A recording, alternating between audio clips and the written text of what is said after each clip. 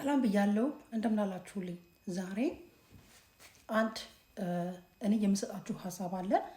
ትስማሙበታላችሁ አትስማሙበትም? እናንተ ጋር ይሄ ሁኔታ እንዴት ነው የሚለውን እራሳችሁ ይሄን ካዳመጣችሁ በኋላ ልትወያዩበት ትችላላችሁ። ኮሜንት ሴክሽን ላይ ልታስቀምጡ ትችላላችሁ። ኦኬ፣ ልጆቻችንን ሁልጊዜ እናናግራቸው። ሁልጊዜ ከእነሱ ጋር መወያየት አለብን የሚባል ነገር አለ። እሺ፣ እሱ እኛ ከእነሱ ጋር የምንነጋገርበት ጊዜ መቼ ነው? ሰዓቱ በሳምንት አንድ ነው? በቀን ሁለቴ ነው ወይስ ምንድን ነው? እንዴት ነው? ኦኬ፣ በሱ ዙሪያ ነው ጉዳዩ። እንዲህ ነው። እኛ ልጆቻችንን ከኪንደር ጋርደን ስንቀበላቸው በእግራችን ወክ የምናደርገው ወላጆች መንገድ ላይ እንጠይቃቸዋለን። ልጆቹ ጊዜ የላቸውም። ትምህርት እንዴት ነበር? ጥሩ ነው። ውሎሽ እንዴት ነበር? አሪፍ ነው፣ ደህና ነው። አለቀ ነገሩ። ከትምህርት ቤት የሚመጡ ልጆች ቤት ከመጡ በኋላ ምሳ እየበላን ማለት ነው። ትምህርት እንዴት ነበር ብንላቸው ጥሩ ነው ይሉናል። ወይም ደግሞ ትንሽዬ ነገር የቤት ስራ አለ ትንሽ ገረፍ አድርገው ይነግሩናል። ግን እኛ እንደምንፈልገው በደንብ አድርገው መቼ ነው የሚነግሩን?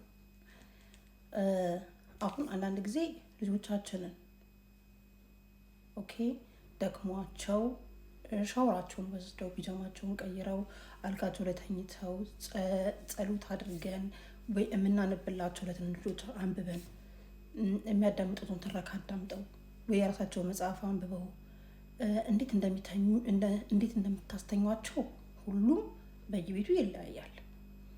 ነገር ግን ሁሉ ነገር እናንተ ከጨረሳችሁ በኋላ እናንተ በለመዳችሁት መሰረት ልጆች ወደ እንቅልፍ ሊሄዱ ሲሉ ማሚ ቆይኝ አንድ የምነግርሽ ነገር አለ ብለው ቀን ያልነገሯችሁን በጣም ብዙ ነገር ሊነግሯችሁ ይፈልጋሉ። የኔ ጥያቄ እዚህ ጋር ጊዜ ሰጥታችኋቸው አጠገባችሁ ተቀምጣችሁ ማታ ታዳምጣችኋላችሁ ወይስ ጠዋት ትነግረኛለህ ቀን ስጠይቅሽ መልስ አልሰጠሽኝም በሚለው መኝታ ቤት ዘግታችሁ ነው የምትወጡት? ይሄ ነው የኔ ጥያቄ። ኦኬ፣ ትክክለኛውን ኢንፎርሜሽን ትክክለኛ መቼ ነው ከልጆቼ ጋር የምነጋገረው የሚለው ሰዓት፣ ጊዜ፣ ቦታ፣ ገደብ የለውም።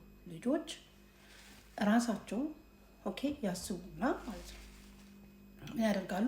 መናገር ባለባቸው ጊዜ በነገርሽ ነገር ነበር ቆይም በኋላ ወይም ደግሞ ስልክ ልትይዙ ትችላላችሁ። ከሆነ ሰው ጋርም በጣም ኢምፖርታንት የሆነ ነገር ለእናንተ ለእኔና ለእናንተ ኢምፖርታንት የመሰለን ነገር እየተወያየ ሊሆን ይችላል።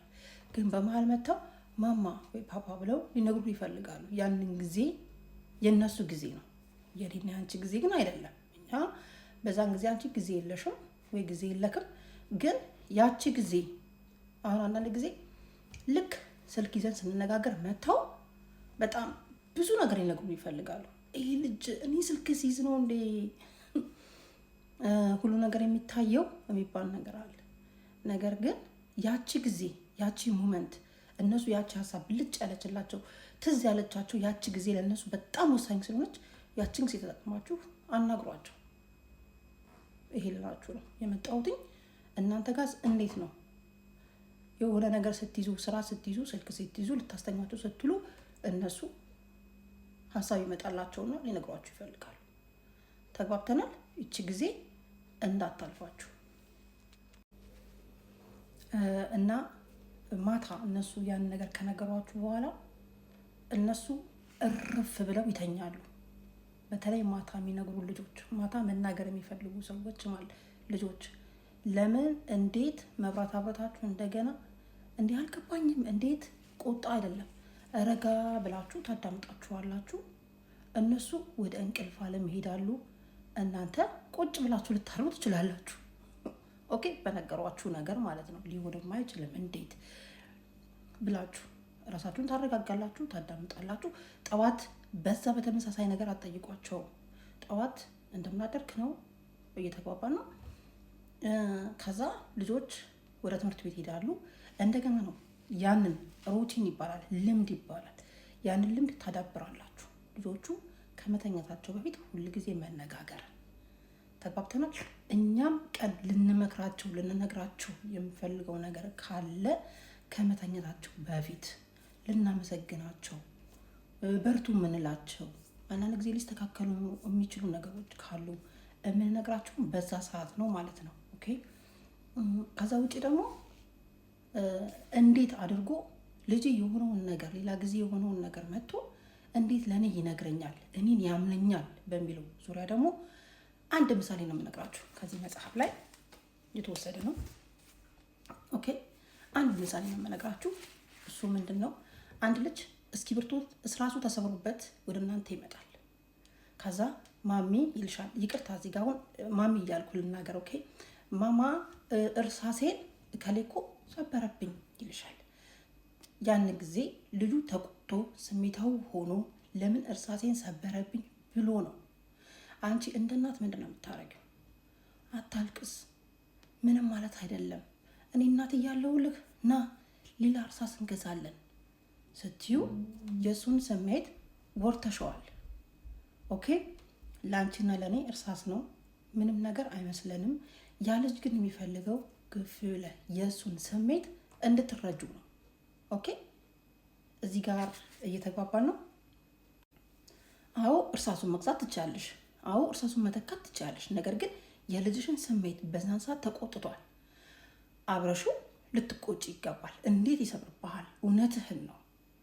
ይገባኛል፣ ቁጣህ ይገባኛል፣ ንዴትህ እና ትጠይቀው እንዴት እናድርግ ብለሽ ከሱ ጋር ከልጅሽ ጋር መነጋገር አለብሽ፣ ወይ ከሷ ጋር መነጋገር አለብሽ እንጂ ይሰበራ ምን ችግር አለ እርሳሱ ይተካል ካልሹ ሌላ ጊዜ መጥቶ ሌላ ነገር ሲነግርሽ ይሁና ምን ችግር አለ ትለኛለች የሚል ነገር እዚህ ጋር ይቀመጣል። ተግባባ። በትንሹ ይጀምራል።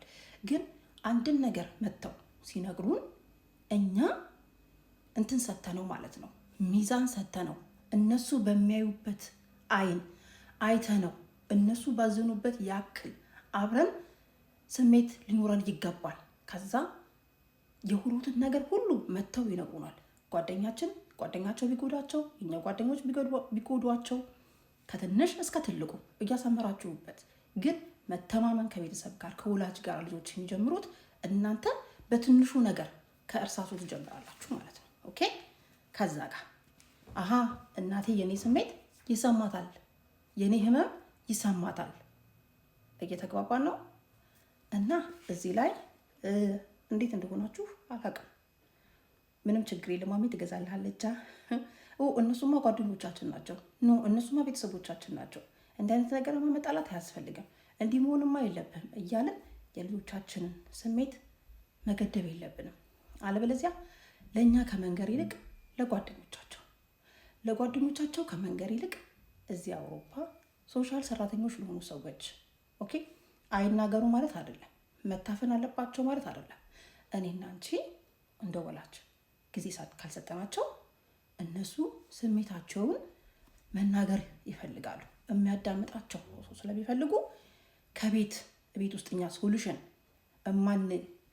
ማን መክፈል ማንችል ከሆነ በትንሹ ነገር ተነስተን ማለት ነው፣ ወደ ትልቁ አልሄድኩኝም። ማንችል ከሆነ ልጆቹ የራሳቸውን ሶሉሽን እንዲህ መክፈት ይጀምራሉ በር።